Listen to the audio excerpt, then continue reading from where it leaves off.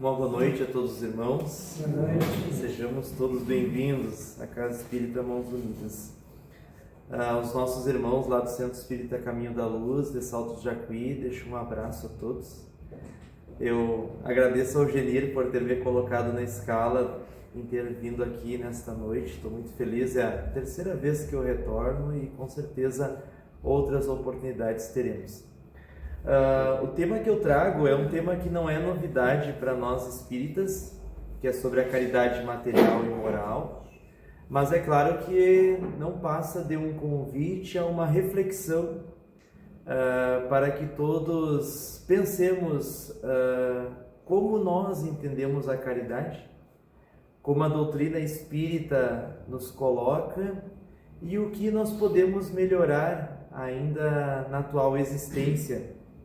E aí nós começamos falando que a palavra caridade vem de caritas no latim e de caros do grego, que significa caro, estimado, precioso.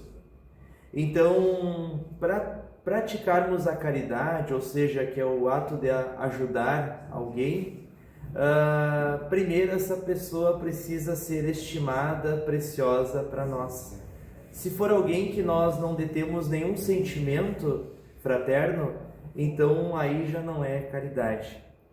E Caritas, meus irmãos, foi uma mártir cujo pseudônimo era o pseudônimo de Santa Irene, que foi martirizada no ano 300 depois de Cristo, durante o Império de Diocleciano. A Santa Irene, que é reverenciada pelos nossos irmãos católicos, ela, junto de suas irmãs, elas foram condenadas, de acordo com a história, porque elas guardavam manuscritos dos evangelhos, e naquela época era crime fazer cópias e esconder e compartilhar com outras pessoas, era considerado crime, e elas foram condenadas pelo Império. As suas irmãs foram condenadas à fogueira e ela, como era muito jovem, foi entregue a um prostíbulo. E de acordo com a história, o seu corpo não foi violado porque ela era protegida por uma luz divina. Mas ainda assim, mais tarde, ela também foi condenada pela fogueira. E Caritas aparece para nós na obra O Evangelho segundo o Espiritismo, deixando uma mensagem belíssima sobre a caridade. E também a famosa prece de Caritas que nós já conhecemos. Outro ponto interessante da palavra caridade, que em hebraico se pronuncia tzedakah. Curiosamente, a palavra justiça em hebraico, tzedakah. E a palavra amor, também tzedakah. Ou seja, para existir caridade, é necessário haver justiça, e para haver justiça é necessário haver amor. Porque não podemos ser justos se não amamos o nosso próximo, porque essas três palavras significam a mesma coisa.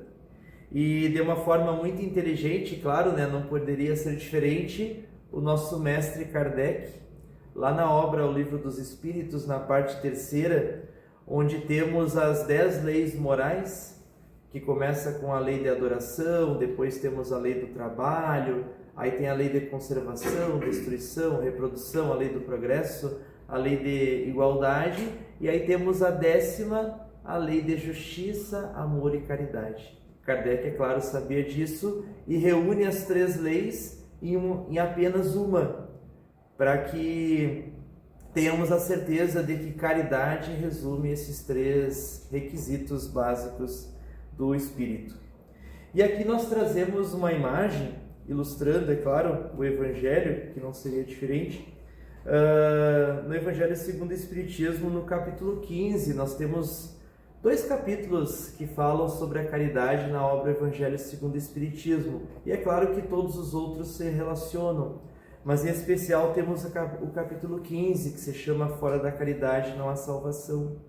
E ali Kardec nos traz a parábola do bom samaritano, que até o nosso irmão Genir já apresentou para nós, onde Jesus estava conversando com seus discípulos e, como sempre, surge um doutor da lei, um jovem, e pergunta a Jesus, como eles sempre tentavam, na sua ingenuidade, confundi-lo, pergunta a Jesus: Mestre, o que eu preciso para possuir a vida eterna?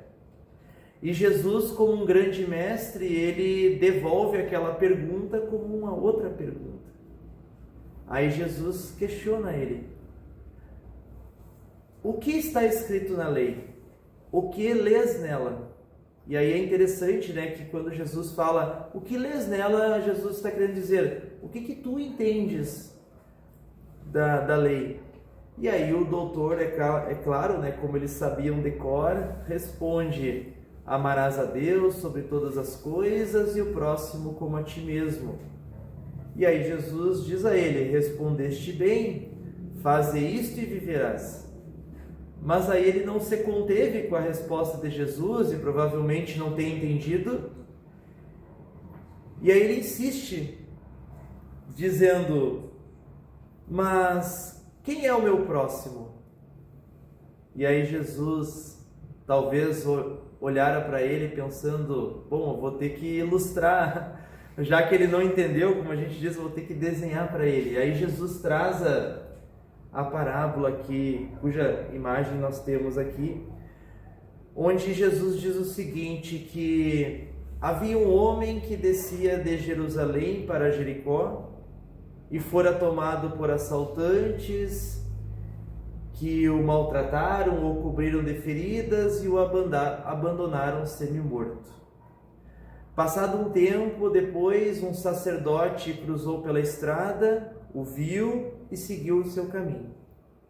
Um tempo depois, um levita que também passava por ali, viu aquele homem semi-morto e seguiu adiante. Um tempo depois, veio um samaritano e quando o viu, foi tocado de compaixão. Interessante a palavra utilizada por Jesus, Foi tocado de compaixão. Não apenas o viu. Se aproximou dele, colocou óleo e vinho sobre as suas feridas e as pensou. Ou seja, o vinho era para eliminar as bactérias ali presentes por causa do álcool e o óleo para proteger de mais contaminação. E as pensou no sentido de as cobriu. Então ele o colocou sobre o seu cavalo, ali nós temos a imagem de um camelo, mas na parábola está cavalo, e o levou até uma hospedaria. Cuidou dele durante a noite, e no outro dia, ao sair, disse ao dono da hospedagem: eu te darei 2 dinheiros para que cuides desse homem, e quando eu retornar, te pagarei em dobro tudo o que despenderes a mais. E aí Jesus olha para aquele doutor da lei e pergunta para ele: daqueles 3, qual que te parece o mais próximo daquele que fora assaltado pelos ladrões? E aí o jovem, é claro, responde: o terceiro. E aí Jesus novamente: então faze isso e viverás. E interessante que, pensando na parábola, o que é o sacerdote?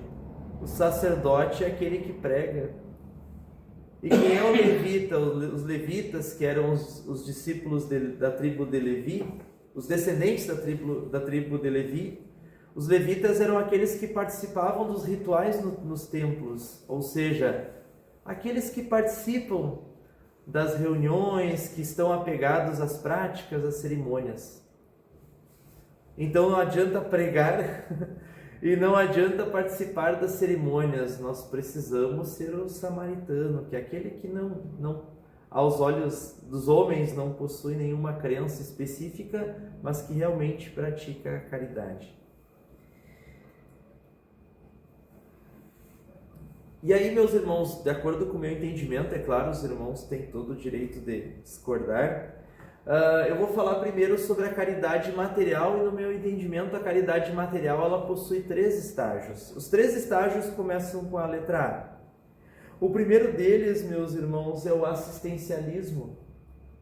Porque quando nós começamos a as nossas tarefas, seja no movimento espírita ou fora dele, nos empolgamos e começamos a doar coisas. A doar aquelas coisas que nós temos em casa. E muitas vezes essas doações se resumem a bens materiais. Quando são relacionados a alimentos, se nós pensarmos bem, quando as pessoas doam alimentos, elas doam aqueles alimentos que custam mais barato. Geralmente, quando a gente faz uma campanha de arrecadação de alimentos, lá surge um macarrão, surge um arroz, mas aquilo que está mais caro no momento, um açúcar, de repente um feijão ou algo mais valioso, não aparece tanto. Ou doamos aquilo que está sobrando dentro da nossa despensa lá da cozinha, e aí olhamos, eu tenho 2 pacotes aqui disso, vou doar um e vou ficar com o outro, não vou deixar faltando para mim.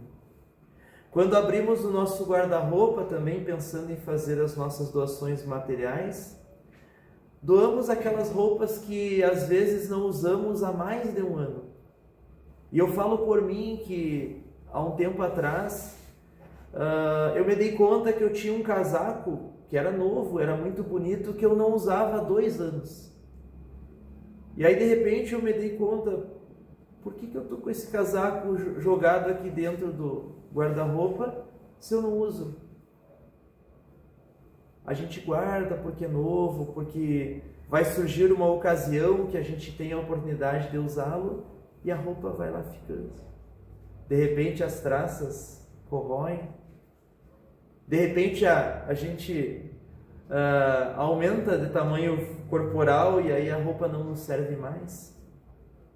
E às vezes, quando nós fazemos campanhas, e no movimento espírita nós temos isso de arrecadação, as pessoas às vezes doam uma camisa sem botões, um calçado que o solado já está muito fino, que a pessoa que receber vai pisar e vai sentir dor no pé.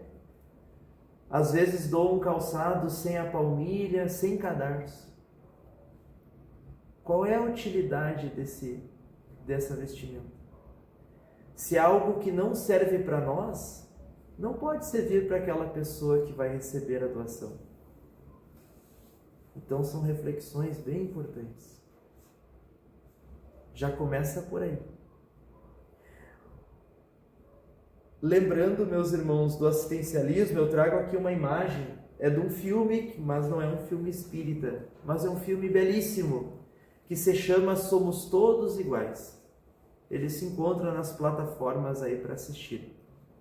O filme conta a história de um morador de rua, cujo nome era Denver, que ele era assistido junto com outros moradores de rua. O filme é baseado numa história real, por um grupo de pessoas que participavam de uma ONG, de uma organização não governamental, lá nos Estados Unidos. E aí nesta organização tinha uma senhora, que aparece ali na imagem, muito rica, que se doava naquele lugar. E ela desde o início sentiu uma atração, uma afinidade pelo Denver, só que ela percebeu que ele era muito agressivo. Muitas vezes ele não aceitava as doações, jogava fora e era até violento com os outros assistidos e com as pessoas que realizavam aquele trabalho. Mas ela sempre se aproximou dele porque ela sabia que ele carregava alguma coisa do passado, da sua juventude, que fazia ele ser daquela forma. Então ela sempre tentava se aproximar dele. E aí no início da história, eu vou ter que dar um spoiler aqui do filme, ele diz uma frase que para mim eu considero fundamental. Ele diz para ela assim: você acha que está me ajudando quando me oferece um agasalho ou um prato de comida? Na verdade, você só está mostrando que me enxerga. Vamos lembrar da parábola lá. O sacerdote e o levita também enxergaram, mas não foram tocados de compaixão pelo homem caído. Olha que interessante isso. Então, quando a gente ajuda alguém materialmente, dentro do assistencialismo, a gente só está mostrando que enxerga, que enxergou aquela pessoa necessitada no momento. E aí eu tenho um exemplo, não meu, mas da minha irmã mais velha. Muito interessante a história, e ela me autorizou a contar isso em várias ocasiões, eu já relatei. Ela mora na cidade de Alegrete, de onde eu venho, e ela trabalha de doméstica, toda a vida trabalhou de doméstica. E ela sempre gostou de ajudar muito as pessoas, daquela forma assim, a pessoa que ganha um salário mínimo ali e consegue multiplicar aquele provento ajudando outras pessoas. Eu acho uma coisa incrível isso. E certa vez ela estava indo para o trabalho, para uma casa de família que ela trabalhava, e aí quando ela estava indo pela praça da cidade, ela foi abordada por 2 jovens. E aí aqueles jovens pararam e disseram para ela: tia, a senhora tem um dinheiro para nos dar? E ela parou, pensou: para que vocês querem dinheiro? E eles disseram: a gente quer comprar pão, a gente está com fome. Aí ela disse assim: não, vamos fazer assim, ó. Ali na esquina tem uma padaria, eu vou até ali com vocês, eu compro o pão e dou para vocês, pode ser? Aí eles se olharam assim e disse: tá, pode ser. Aí ela levou eles até ali, comprou o cacetinho, que a gente chama o pão francês, quentinho, entregou para eles. Eles agradeceram e se foram. E ela se deslocou para o trabalho, para o local de trabalho que era ali perto. Só que aí ela não se aguentou e fez como a mulher de Ló, ela olhou para trás. Aí lembrando da história, né, que ela olha para trás e vira uma estátua de sal, né? O olhar para trás é o apego que temos às coisas terrenas, né?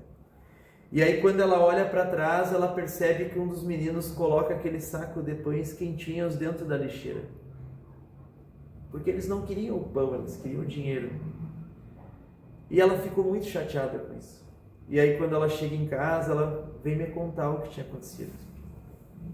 E aí, claro, eu compreendi a lamentação dela, mas disse a ela que aquilo foi uma lição, porque quando a gente doa, a gente não pode ficar preocupado com o que a pessoa vai fazer com aquela doação. Como certa vez nós participávamos numa outra casa espírita da atividade assistencial do ápice, e aí as pessoas recebiam alimentos e vestuários, e aí de vez em quando nós íamos visitar as famílias para ver como elas estavam. E aí chegando lá, era um lugar de periferia, uma família muito carente. No fundo do terreno tinha uma montanha de roupas cobertas de lodo. E aí uma das nossas irmãs disse assim: olha lá o meu tênis, o meu tênis lá que eu doei, estava bom ainda, está lá tapado de barro. Aí eu disse para ela: mas não é mais teu. A partir do momento que tu entregou, é responsabilidade daquela pessoa. O que ela fizer da doação, aí é problema dela. O segundo estágio, meus irmãos, é o estágio do amparo. O amparar é literalmente carregar. E aí nós pensamos assim, ainda no exemplo da doação de roupas e calçados, o que seria uma divisão justa? Eu abro o meu guarda-roupa, vejo as roupas boas que eu tenho e faço uma divisão. Se eu tenho 4 calças jeans, 2 delas eu vou doar. Os meus calçados que eu ainda uso estão bons, posso doar também. Se eu vou doar alimentos, não vou pensar no mais barato, vou abrir a minha despensa e se tem uma pessoa necessitada, eu dou tudo que estiver ali. Essa é a fase do amparo. O amparo é quando a gente carrega uma situação por um tempo. E aí, lembrando ainda da história do filme, que era uma história real, chega um momento em que eles se aproximam, a família se aproxima do Denver, porque o esposo daquela senhora, que eu não lembro o nome agora da personagem, também começa a ajudar naquela obra. E aí chega um momento em que eles viram amigos, E o Denver, ele perde o lugar onde ele dormia, que era um prédio abandonado, porque ele tinha sido tomado por traficantes. E aí ele fica literalmente na rua, em pleno inverno. Aí o que eles fazem? Eles levam o Denver para a casa deles.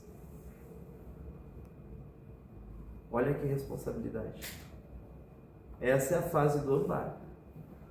E aí naquele primeiro momento é muito difícil para a família, porque eles tinham um estranho ali dentro, eles possuíam um casal de filhos adolescentes. E eles precisavam se adequar à rotina àquele homem que não tinha nenhum hábito de higiene, de alimentação, de bons costumes como eles viviam. Mas eles ficaram com ele ali alguns meses até encontrarem um local para ele ficar. E aí eu sempre penso, será que nós temos condições de fazer isso? E a terceira fase, meus irmãos, é claro que é o amor. É claro que a caridade material vai chegar no ponto em que nós faremos as nossas entregas com amor. E aí, eu lembro primeiro da obra que todo espírita a princípio conhece, que é a obra Aconteceu na Casa Espírita, do espírito Nora, pelo médium Emanuel Cristiano. No capítulo 13 tem uma história muito bonita, em que a Casa Espírita tinha uma médium chamada Márcia Boaventura, que trabalhava no atendimento fraterno, que é a pessoa que nos recebe quando chegamos ao centro espírita. E como a Márcia realizava um grande trabalho, os espíritos inferiores que procuravam diminuir os trabalhos daquela casa tentaram envolvê-la, só que não conseguiram, porque ela era uma pessoa elevada moralmente. Mas aí se acercaram do esposo dela. O esposo dela perdeu o emprego, ficou perturbado e ela teve que se afastar das atividades espíritas por muitos problemas. E aí chega um momento em que descobrem que ela estava passando por necessidades materiais. Então os dirigentes da casa, o presidente e o vice-presidente, um deles se chamava Castro, eles vão fazer uma visita a ela. E aí chegando lá eles percebem a situação. E aí o Castro, de acordo com a história, retira uma quantia em dinheiro do bolso. E aí o espírito relata que quando ele retira do bolso, aquelas notas irradiavam imensa luz. Irradiava a luz daquele valor em dinheiro e também do peito do Castro. E aí ela foi tocada por aquela luminosidade espiritual e ela tenta se ajoelhar e ele não deixa e dá um abraço nela. E aí ela fica agradecida por aquela atitude daquele irmão. De forma alguma, nenhum dos dois estava constrangido pelo auxílio. Porque nós notamos que muitas vezes quando vamos ajudar alguém, ou ficamos constrangidos, ou a pessoa se constrange com o auxílio. Então ainda não chegamos na fase do amor. E aí eu trago também uma história do Chico, é claro, mas não pessoalmente do Chico, de um companheiro do Chico. Que o Chico também fazia as campanhas do quilo lá no Centro Espírita Luiz Gonzaga, de Minas Gerais. E naquela época havia muita pobreza e eles iam de porta em porta pedindo doações. E é claro, meus irmãos, que naquela época a quantidade de espíritas era muito menor do que hoje. E aí um companheiro do Chico bate uma porta de uma residência e abre uma senhora. E ele diz assim: bom dia, nós estamos fazendo a campanha do quilo. A senhora tem algo para ajudar? E aí naquele momento, é claro, aquela senhora que era de uma outra religião, cospe no rosto dele. E aí naquele tempo, antigamente, os homens usavam uma camisa social e um lenço no bolso.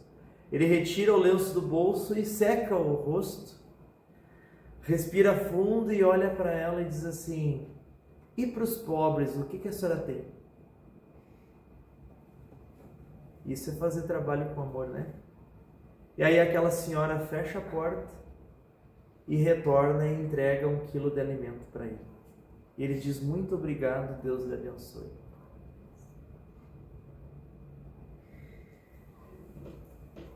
E uma questão importantíssima também, que nós temos no Livro dos Espíritos, que o auxílio que distancia nós dos espíritos superiores. Nos espíritos superiores, há total desinteresse pessoal. Tudo que nós fazemos ainda por sermos espíritos inferiores está dotado de algum interesse. Ou eu faço porque eu estou preocupado em praticar aquilo que eu aprendi, ou eu faço porque eu estou preocupado quando eu chegar, posso chegar amanhã ou depois, ou daqui a pouco na espiritualidade, o que vão pensar de mim? Eu quero estar com a minha consciência tranquila. E já os espíritos superiores, eles ajudam porque o bem é o caminho da humanidade espiritual. Agora vamos para a caridade moral. A caridade moral, eu trago aqui 2 questões do Livro dos Espíritos. Questões porque eu acho interessantíssimas, em primeiro lugar, as perguntas de Kardec. Ele coloca assim, pergunta 886.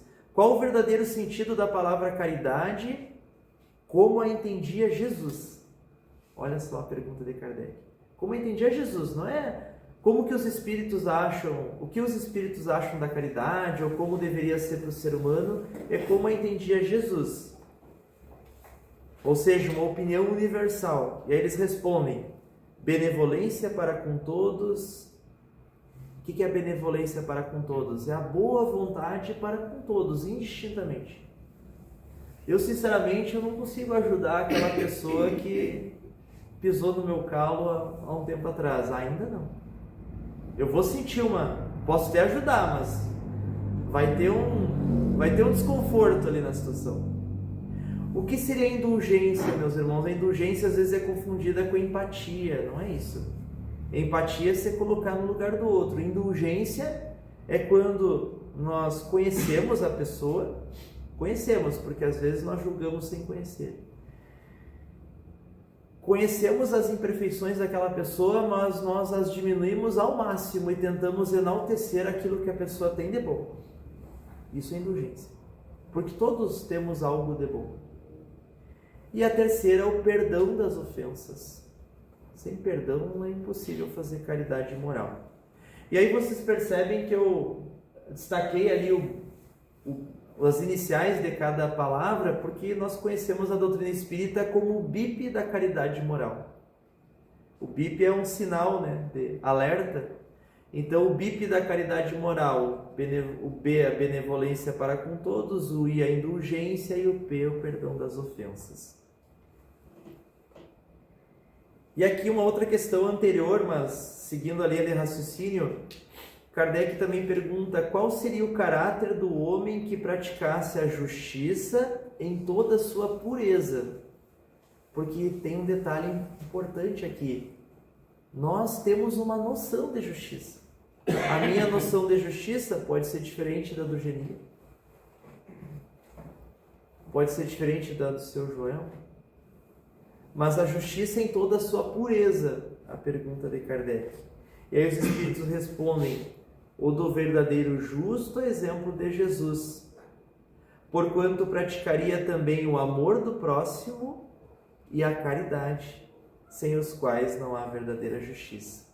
Então aqui os Espíritos juntam justiça, amor e caridade, como foi falado lá no início. E aí eu trago aqui, meus irmãos, eu sei que não é espírita, mas eu gosto muito do Gibran, Khalil Gibran. E aí na obra O Profeta, ele tem um item aqui que eu peço licença para ler. Esse eu não consigo memorizar ainda.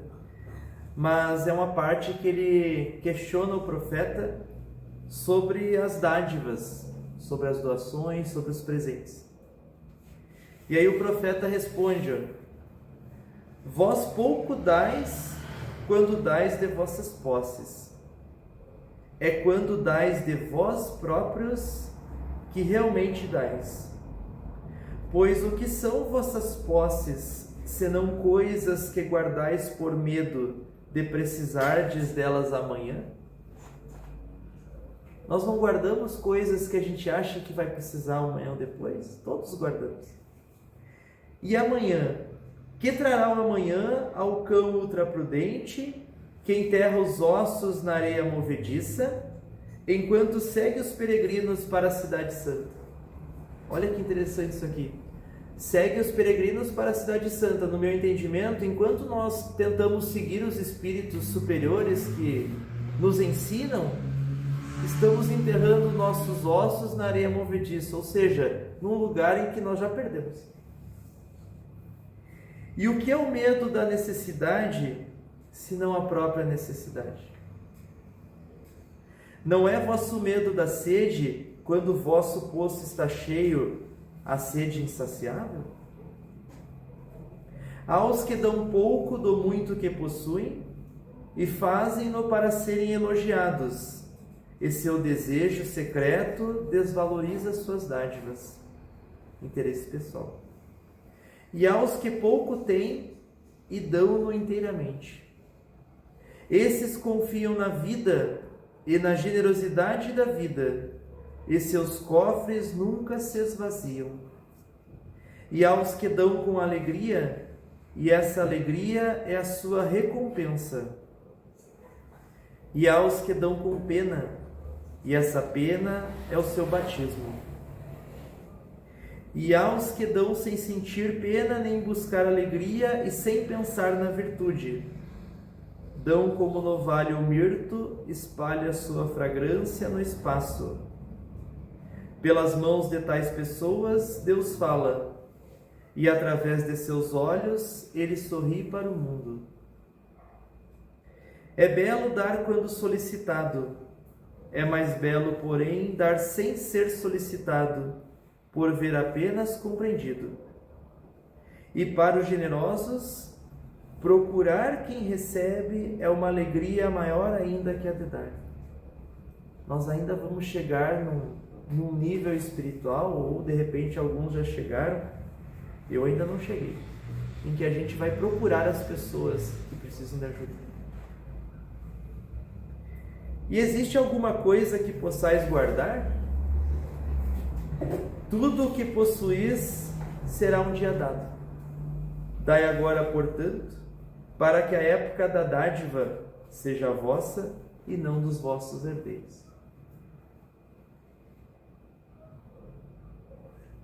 Aqui, meus irmãos, uma última reflexão, uns pontos que eu considero importantes. Dedicação máxima no exercício profissional não é caridade. Às vezes as pessoas dizem, ou nós dizemos, no meu trabalho eu já ajudo muita gente, eu já faço muita coisa, eu já ajudo muita gente, eu pratico a caridade lá no meu trabalho. Mas fazer o bem no nosso exercício profissional é nosso dever, nós somos remunerados para isso. Por exemplo, eu sou professor, se eu ajudar um aluno, é o meu dever ali, enquanto ele estiver no meu caminho, meu dever profissional. Trabalho voluntário nem sempre é caridade.